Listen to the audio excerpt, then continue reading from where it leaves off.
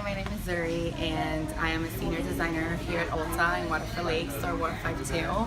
And today I am going to combine a few of our techniques that we learned in our glamping session. I'm going to combine the diamond parting as well as the baby balayage for my client here today. I already started with my diamond parting because I wanted to get that step right out of the way. And as you can see, they're diamond partings where they're not exactly the same, but they're uniform so that it can give you the most dimension and the most movement. The idea is for her to have get the best look for her. So as you can see, she has old highlights and there's a few colors here, but I want to make sure that whatever I do, this new color, this baby lights really pop. I want the diamond parting to give you good dimension, and the baby lights, I want them to make it really pop. I want her color to look good. I want her color to complement and her highlights to complement everything, so that when I go in later on and cut it, it doesn't get it doesn't change, but it enhances it, makes it better. So for techniques, that's what I'm going to be using today.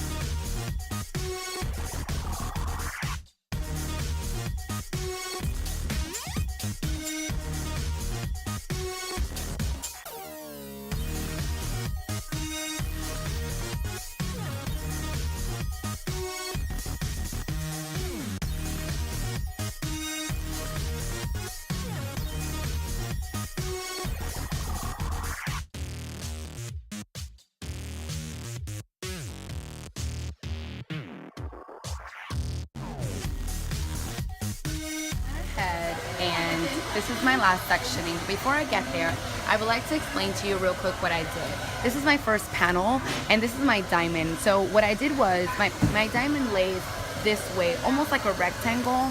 So I went ahead and parted it that way, parallel to the section, and I balayage almost like half a V. I went ahead and painted on freehand. I keep it in a foil because, as you can see, I left hair out in between. Every other, I did a baby light. That's where my dimension comes from. That's where my pop of light comes from. So again, when I go to the back, when I go to the back, instead of creating the half V, because I have my full diamond, I created my actual V back here. My V, I went ahead and hand painted that V inside the foil, and every other one I went ahead and baby lighted. I weaved and baby light very fine. That way there's not streaky, there's no lining, it's just very dimensional and very full. Same thing I did with this last sectioning. I went ahead and created, my diamond turned into a rectangle once I get here, and I went ahead and laid everything this way. It lays really nice, that way when I wash it out, I'm not tangled in the hair. When I go into my last sectioning, this is a little bit tricky here, and most of the time we ask our clients if they don't mind us laying a foil here, but this is my sister, she has no say in this. So I went ahead and I'm gonna part it right here.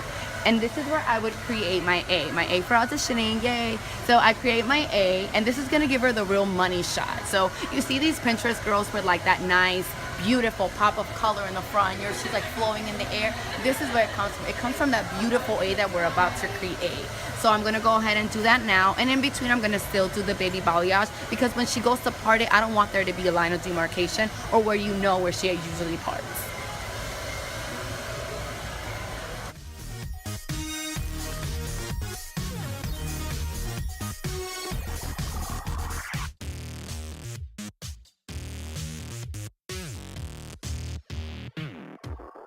Shot right there, it's just a real nice pop in the front. Then I'm gonna follow it with a baby light. I'm gonna go in, and I'm not gonna leave any sectioning in between, because the front is the most important. That's what most people see. As soon as you see somebody, that's the first color you're gonna see. So I'm gonna go ahead and just put a baby light right behind my A.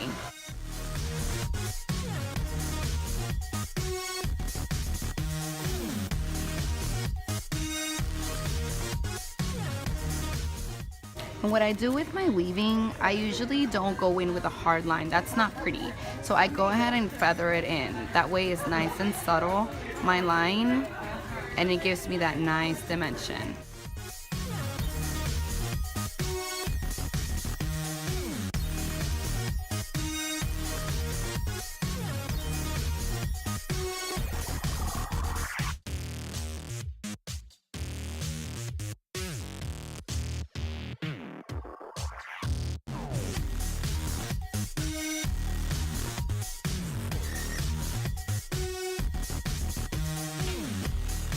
Okay, so we let our client process for 35 minutes with our blonde icing once we finished our last panel.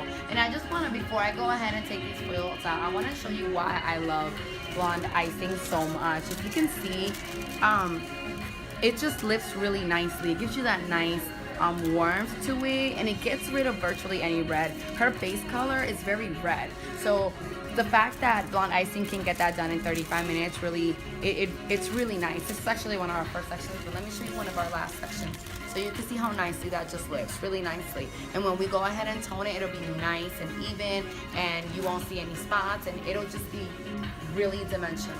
So I'm gonna go ahead and take her foils out.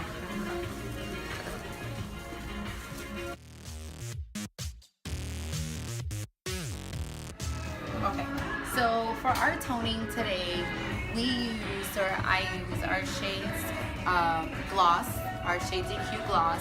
I use 7P, 7V, and 7G. I use 1 ounce of 7P, half an ounce of 7G, and half an ounce of 7V, and 1 ounce of clear and processing solution to make my 6 ounces. Why do you ask? Why did I put 7G in her hair when she's already warm? I'm glad you asked. I'm going for a nice beige, but here's what I would like to do. 7G and 7V, when you mix it together, makes the most beautiful neutral and actually act as my canceling out agent. G really makes the color sink from underneath. So what I like to do is to make 7V and 7G cancel out so that the 7P can act as my toning agent and kind of coats it and gives me that nice, beautiful, soft beige, almost like a Gerber baby blonde, where it's really just subtle, really nice and cool. The gray underneath from the gray undertones from the 7P is really just gonna make this color pop without making it gray or without making it just like super ash. It's just gonna make it really nice and subtle.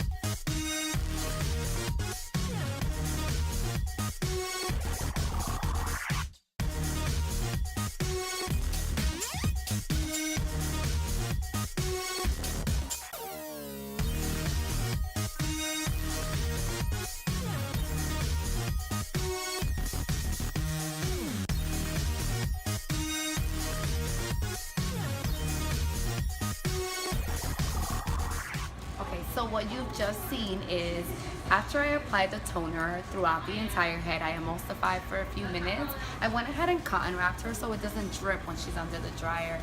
And I tied it up and I put a cap underneath. She has to process for a full 20 minutes so that the color can really just take and you can really see the full effect of the toner on her hair. So I went ahead and shampooed her toner out. And now we're gonna go ahead and blow dry it. What I'm gonna be doing is I'm gonna be blow drying each section. I'm gonna start with the front and give her a nice round bevel. So I'm gonna go ahead and section off and curl it so she can get really like a bombshell effect once I'm done blow drying and installing it, and she can go about her way. So I went ahead and sectioned off the top. I always start just sectioning off this piece so there is no line of demarcation. And then I'm gonna go ahead and start on my side and just pin it as I go.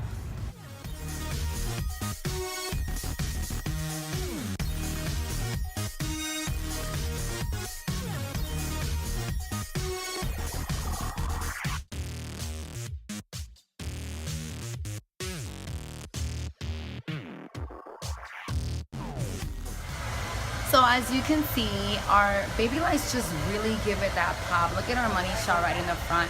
What I love about this technique is that it's so versatile. She can flip it over, and she has more here. She can flip it over. Like, there's no wrong way to wear this, and when it grows out, she doesn't have a line of demarcation. It's just really nice. The baby lights just give her like really nice dimension. When she gets out in the sun, it's gonna look like she has all these different colors and all these different cool things going on. She has light beige colors, if you can capture that there, and she has some warmth from when she came in. I mean, she has a little bit of everything. Is what I really like about this technique and our toning formula. It really just blends everything together and really ties it in for me. So we did a nice bombshell blowout with a little bit of volume, just to kind of give her the movement she wants and the movement for this color.